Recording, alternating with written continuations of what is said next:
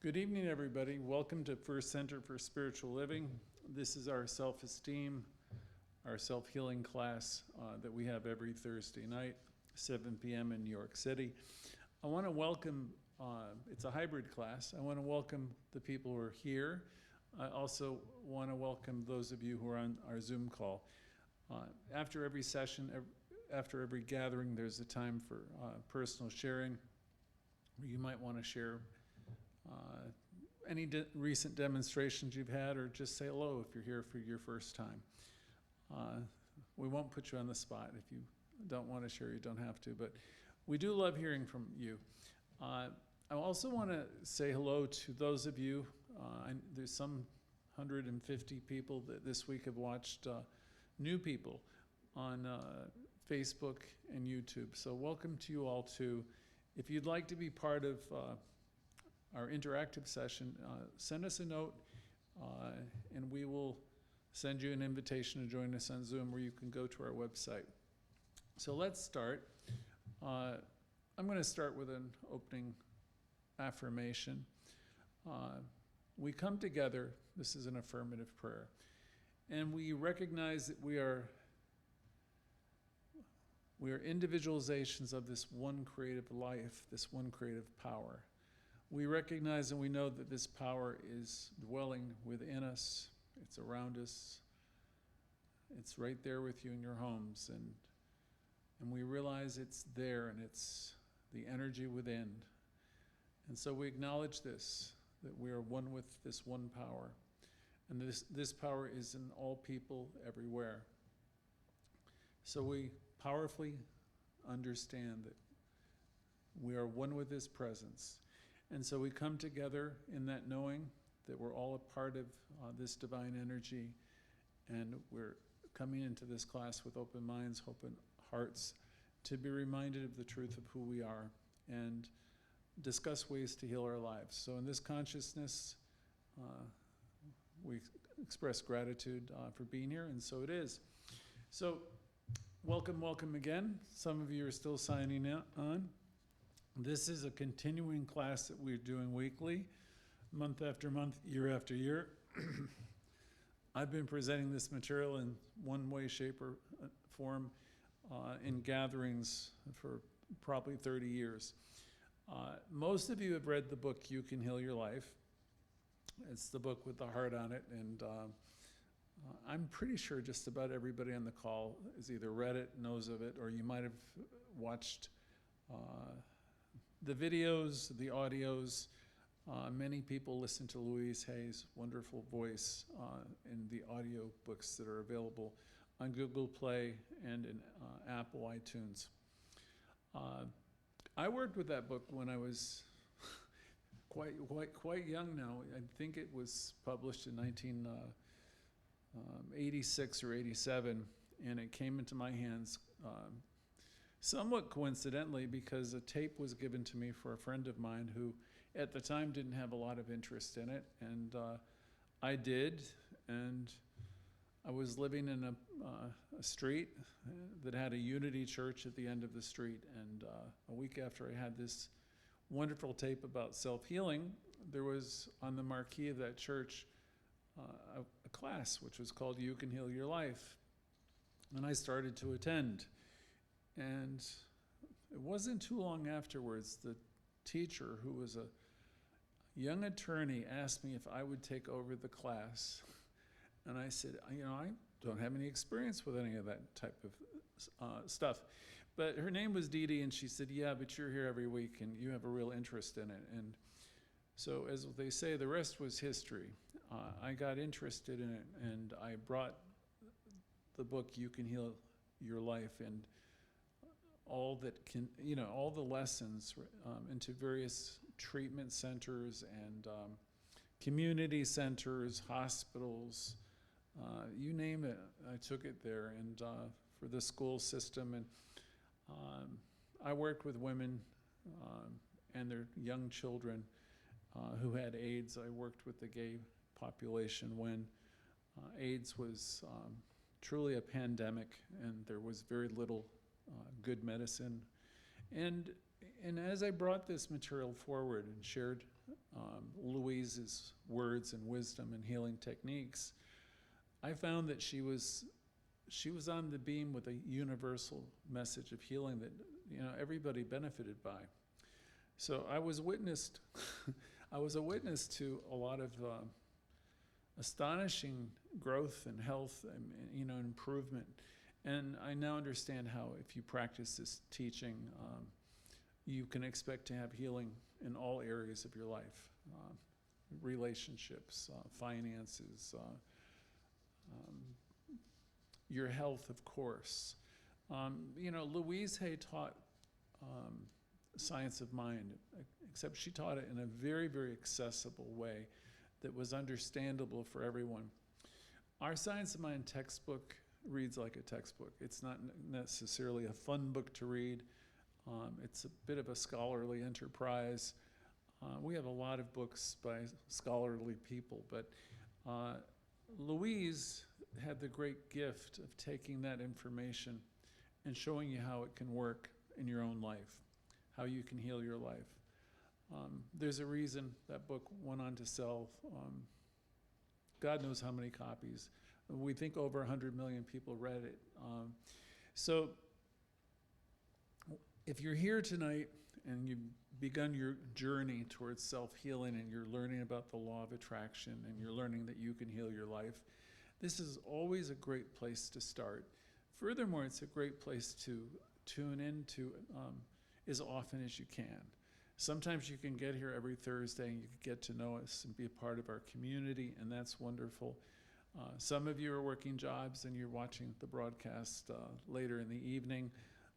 We get your comments, we get your compliments, we get your testimonials and how this work is impacting you and helping you. So that really makes me happy, makes us happy, because we've done a lot of work to keep this center going just before COVID and post-COVID. So we're thrilled with the work we're doing, and if anybody wants to support us, we're always happy to receive your support, or if you want to do some volunteer activity, it's always welcome. So tonight's lesson is great, again, for new people. It's also great for some of what I'll call the old timers or seasoned people. When I was, there was once upon a time I was teaching this material on Lincoln Road in Miami Beach, if you can imagine. I say that because it's such a hustling, bustling place, and I encountered some really, I'll say, just, they're artists and just a very, very diverse group of people. And eventually I took our community to a bigger place and a better place for us and all that. But I remember all those students, and one of them came back to the same classes 15, 18 years later, and his name was Danny, and I always think of him as my first student. And he would just come in and sit back in the room like this and smile. And Danny had become a practitioner, and he, I swear he knew this material as well as I did. But he would always come. He's a seasoned, I'll call old timer. He's always there just smiling. And I say, why are you coming? You could teach this stuff or present it better than I. He said, Greg, I just want to be here watching you do your thing and listen to everybody. And he says, everybody's learning to love themselves because of that material, because of your passion for it. So if you've been around a while, you might have read all the books I've read, and you tune into this, this is like information that's just like a great reminder, can wash over you. Because we're going to remind you at some point in every class that, how wonderful you are. We're going to remind you the power that you have available. And because you forget, I forget. And this is an opportunity for you to remember. And if you're able to stay the entire time, you can listen to other people and hear the healing things that are happening. Hear about the demonstrations that they are having by constantly thinking about themselves in more positive ways. So this evening I'm going to go over just some of the important ideas that Louise Hay shared because I know there's a lot of new people this week in particular. There's been a lot of new people on Facebook and Instagram, as well as YouTube.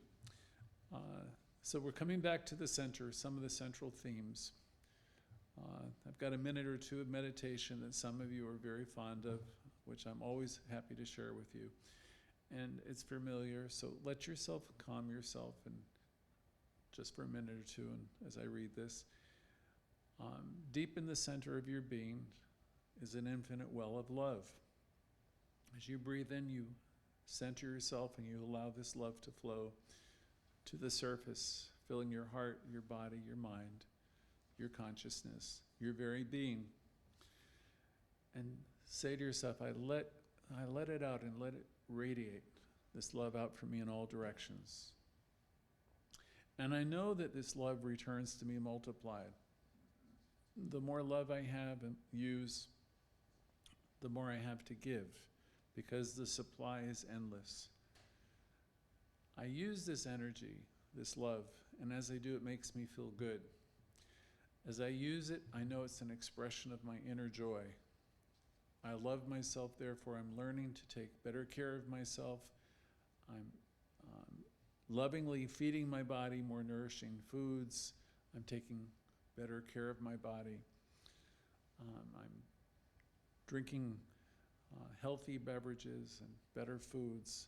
As I lovingly nourish myself, my body lovingly responds to me with health and better health and vibrant energy. I love myself, and I provide for myself a comfortable place to live, a home or apartment, where it's a pleasure for me to be and live. And I fill my space with the vibration of love, so that when I enter, anyone enters, comes into my dwelling, they feel nurtured by this love. I love myself, and I spend my time doing things I love to do, helping other people or working with people that I enjoy. I know that I am supplied and I'm supported. Therefore, I don't worry and I behave in a loving way. That's my practice.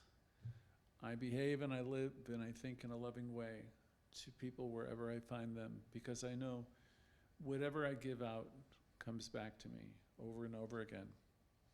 I only attract loving people into my world, for they are a mirror of what I know that I am. I love myself again, and I forgive myself as I make mistakes, and I forgive others. I willingly and wantingly release the past and release any grievances and any judgments that I have. I release it all so I can be free. I release it all knowing I am free. I love myself. Therefore, I totally commit to living my life, my best life right now, and releasing the past. I'm committed to living my life in this day. I'm committed to being here now. And as I do this, my intention is to live and see each moment as being good. And I'm going to know that my future is bright, joyous, and secure, because I'm living in the now. I release the need to be living in yesterday. I release the past and I forgive everyone. In doing so, I'm secure. I release my expectations and I trust that life is bringing to me the best always. I'm one with this one life. I know that I'm a beloved child of the universe, and that the universe is lovingly taking care of me now and at all times, and will so forevermore. So that's our meditation. Hopefully that has brought you to a calm place with all of its reminders. It's a powerful meditation. I'm fond of it. I've been using versions of it for a long, long, long time. I've been taking that message into spiritual organizations I've led, and to every kind of group that you can imagine. And I've seen people thrive and prosper to the extent that they can embrace it. As I said earlier, I've seen Louise Hay's message, help family members of my own. I've seen it help people dealing with cancer. In fact, I believe there's an audio for dealing with cancer. There are for AIDS also. I've witnessed people who've been in very tough shape financially greatly improve their finances. So it's a lot about the inner conversation that we talk about. That inner dialogue that we have is so vitally important. A week or two ago, I was reminded of Poor Richard's Almanac. You might recall Benjamin Franklin wrote it. And in it, there's a line that I think my father taught me, which was, assume a virtue if you have it not. So this is the power of your mind. You know, if you know that in your area you're coming up short in some area, you don't want to criticize yourself because you notice that you have a deficit of some kind, or what seems to be a deficit. But Benjamin Franklin had the solution. It was really about loving yourself too, which is assume a virtue. So wherever is the deficit, you might be jealous, or you might be stingy, or you might be a critical person. You know, and so just the opposite of that. If maybe you need to be more generous. So, you know, you're going to practice generosity, and you do that for a period of time until it becomes habitual. It becomes part of who you are. We teach here each and every instant is for giving. So that's a play on words, but you know, if you're a taker and you're a whiner and you're a complainer, you know, if that's what you're doing all the time, that's going to produce a certain type of experience over time. And if you notice that and you want to be a cheerleader or a champion, which is what we suggest that you become in this teaching, then practice giving cheer. Practice saying good job. Practice saying wonderful. It's really easy for us to learn new ways of doing things. And as we do, we're going to have much different outcomes. I mean, you can only imagine. If you're the person who's got a consciousness that's full of fear, and everywhere you go, you're just doing a version of what my old teachers used to say, ain't it awful? Bill Tolliver used to use that expression all the time. He said, if you're carrying around that ain't it awful, you know, in other words, everything's wrong and everything's happening to me, that's a bit of a victim consciousness. And you really, if you learning to love yourself and you want your life to work better for yourself, then you want to get a handle on that conversation. And I remember in those classes, people would have affirmations like, instead of poor me and ain't it awful, and you know, you don't know what I've been through and all of that, you know, you'll develop a different mindset. It might be, you'll have an affirmation, everyone is here to be helpful. Or everyone I see blesses me in every way. Every encounter is a holy encounter. You might say to yourself, all is well. Everything that comes to me is a teacher. It's there to teach me something. So in other words, we want to change the trajectory. We want to change the conversation around, because you have the ability, you're writing the script, you have the ability to bring life to your light. Light to your life. You have the ability to change the outcome by the way you perceive. So when Louise talks about us being 100% responsible for our life, and Ernest Holmes does the same thing, they're referring to the law of mind, the law of consciousness, the law of correspondence, the law of attraction. When they say that, you know, I didn't like it when I first heard it years ago, because I thought, how can you blame people for this and that? And I was wrong. They were never talking about blaming anybody for anything. They were simply talking about the way life works. You know, what you put in, you receive. So if you're training yourself to see the good, or you're training yourself to assume a virtue, if you're training yourself to see the good, see the God, if you're training yourself to be grateful, you know, those are all things that are going to produce vast changes in your life, you know, relatively quickly. I remember another class that I was involved in years ago, which had a good line that's very appropriate.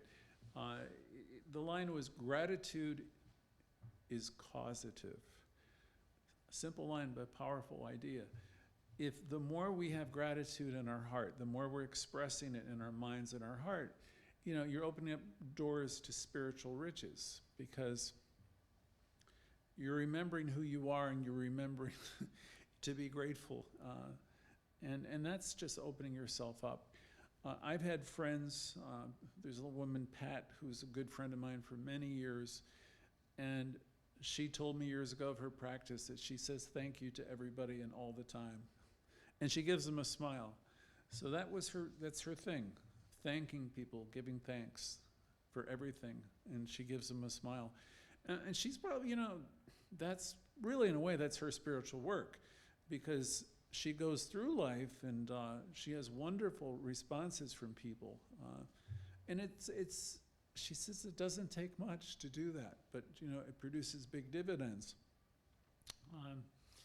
So we're responsible for our life, Louise said. We're responsible for all the things that happen to us. And people will hear that wrong, and they'll sometimes hear the idea of blame, but we're never talking about blame. We're just talking about a law and the way it works. She was introducing what you'd otherwise be learning in the textbook if you're taking a regular science of mind class. She would be talking about the law of mind. She was getting at, when she said we're 100% responsible, she's really speaking to the fact that you live in this energy. It's one energy that's in the world, and it responds to you. It responds to what you think, and it responds to what you feel. And as you, and the thing is, you're a part of it. You're one with it. And so we want to pay attention. We want to learn to become the guardian at the gate of what's running inside of us, which is why every Thursday, at one point or another, I throw out the question to the greater audience, which is, what has it been like being you this week? And we have this committee. We talk about all the things, the voices in our head, and sometimes we terrorize ourselves with our own thoughts. And we want to learn to slow that down. You've heard me say, or you've heard said before, take a pause, be still. Be still and know that you are God. Be still and know that you are an individualization of this God life, that this energy we call God is in you, operating through you. So be still and feel that and know that you are one with this one, and understand that it responds to you. I've shared before, when I was younger, I went to a practitioner, the first I ever met, and she told me, her name was Mary, that I was coming out of my religious background, that I was a child of a lesser God, a God that punished me and rewarded me and, did all kinds of interesting things to me. And I was a sinner and all that stuff. And she said, when you come into this teaching, Greg, when you're learning to love yourself and you're learning how this works, she told me that the universe, you're going to understand that the universe so completely loves you that it responds to your every single thought. And I was amazed when she said that. She said, and I'll say it to you all tonight, the universe so loves you and has so equipped you for success that it responds to your every single thought. So that's fantastic information. It's been called the best kept secret of the ages, so this thing is in you. The Holy of Holies, it's the greatest discovery of the ages, because people were searching for this everywhere, only to find out that it's always been right here. Ground zero, it's right here in you, operating through you. In the movie The Secret, which some of you remember, there was the big genie who continually said, dramatized, your wish is my command. And so what that's suggesting is what you're thinking and what you're feeling, all of that is mirrored back to you in your life. That's the law of mind that Louise Hay so beautifully presented, where you didn't have to read all the textbooks. Louise knew this because she was a part of this center here in New York. I feel very blessed to be able to be here. This is the place where it all began, or our legal name is First Church of Religious Science. Louise knew what Ernest taught, Ernest Holmes. And Ernest said that there was a power for good in the universe and it's available to us. And he said, you're using it. And you oftentimes will hear me saying, how's it working out? You're using it. Are you using it constructively to create the kind of life you want? Do you have a great vision for yourself? Do you even know that you have this power? And not only do you have it, you can learn how to use it more effectively. You can learn how to direct it. You can work with it. If you don't like seeing what's in your life, you have the ability to change it, and it will happen quickly. It responds to what you know, what you understand. It responds to your consciousness. So Louise was introducing a whole generation of people, all over the world actually, to the idea that we have power individually, and that we're never stuck. So if you keep on saying you're stuck and poor me, ain't it awful?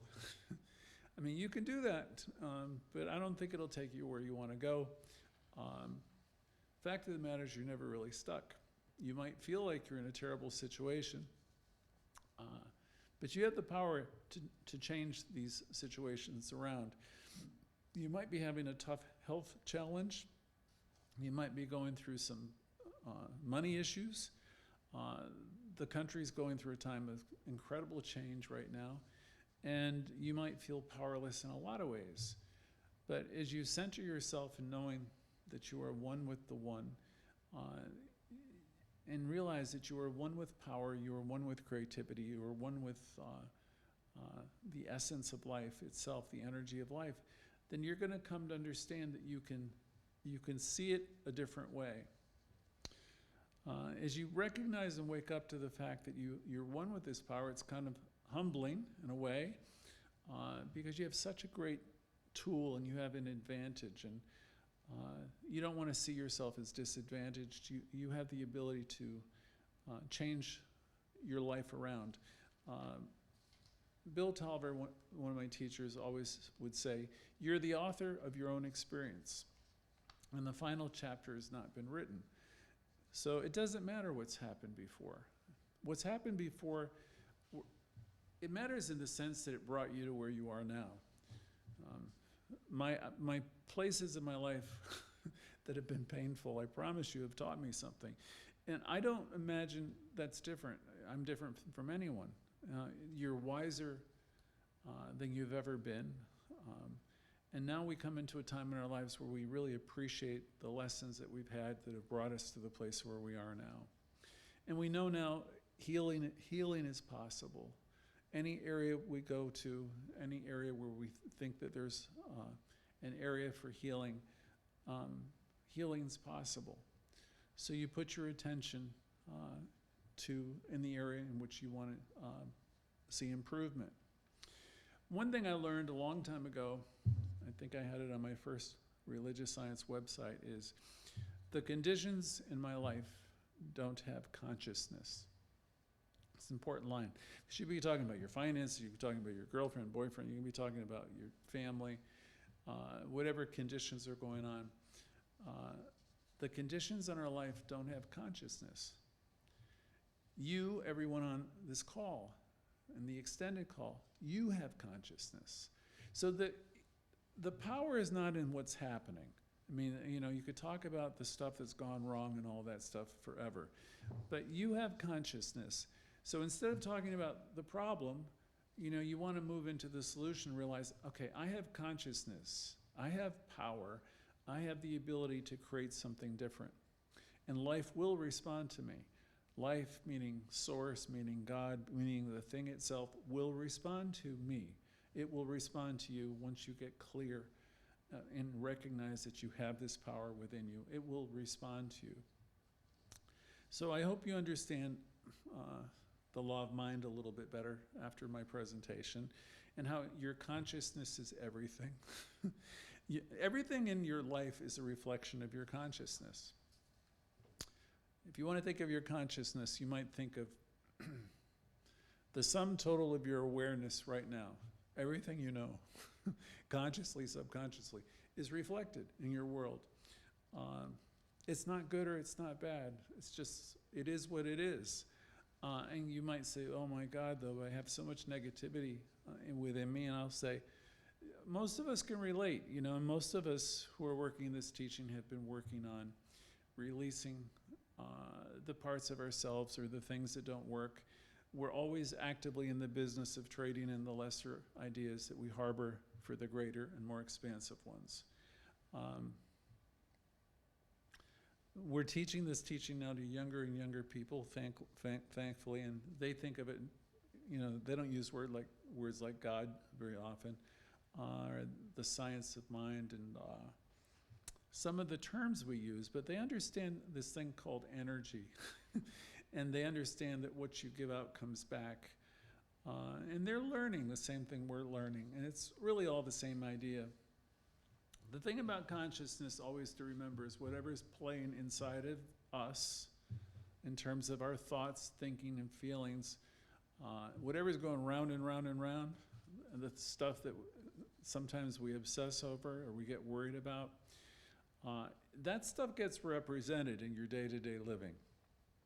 So we want to get a handle on our thinking and our consciousness, and you can tell yourself whatever you're thinking, or if you're obsessing, you say, it's only a thought I'm having, and that thought can be changed. And you can always say to yourself, I release the need for this, it doesn't serve me. I release it and I let it go.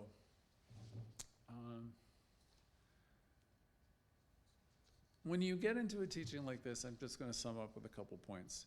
It's a journey, it's a spiritual journey, and it's your journey. It's not another person's journey. You hear me often say, this is a journey, was taught to me, it's a journey without a distance. When I was younger, I would think I have to go hear the latest and greatest speaker, or do some type of vision quest. I have to do all kinds of things, I thought. I read every kind of book you can imagine. But this teaching is referred to as a journey within, a spiritual journey, a journey without a distance, because it's an internal exploration, an internal journey. The journey where you stop pointing fingers towards anybody, and you realize whatever's coming up is for you. And you start focusing more and more on what your thoughts are and what you're creating. And you realize, if I want to have my life change, if I want to heal my life, if I really want to have positive things happen, and I know I'm responsible for my life, then I'm going to understand that this process is going to be an internal one. It's going to be all about the messaging that I'm giving myself. Most Thursdays, every Thursday, I ask the question, as I've already mentioned, what's it been like being you this week? Because if you think about it, if you've been happy throughout the week and your conversations have been on high, you've been the guardian at the gate, and you've been pretty much, the younger people say chill, you're just like in a good space. If you've just been nurturing yourself and all of that, then the chances are your days to come are going to be a reflection of that. If your conversation has been highly critical throughout the week and you're finding yourself at odds with everybody, then you're going to most likely be carrying that forward. So as we utilize the book You Can Heal Your Life, and it has lots of exercises that I bring in week to week, we give you opportunities to reflect on what's been going on with you. And then you get to talk about it if you want. Each of us are writing our own script, and you can write a fantastic script. I've been encouraging a lot of our students lately to create a vision board or start doing journals and start imagining and feeling and sensing what kind of life you want to have. Maybe you want better health, you want more intimacy, you want greater self-confidence. All of it's available because, as said before, your wish is its command. Life is willing and wanting to give you the goods. The kingdom, as we say, is at hand. So that's it for right now. We're going to be on the other side of the break, and Jimmy and I will be taking questions, and we want to hear how you're doing and what demonstrations you're having. So thank you.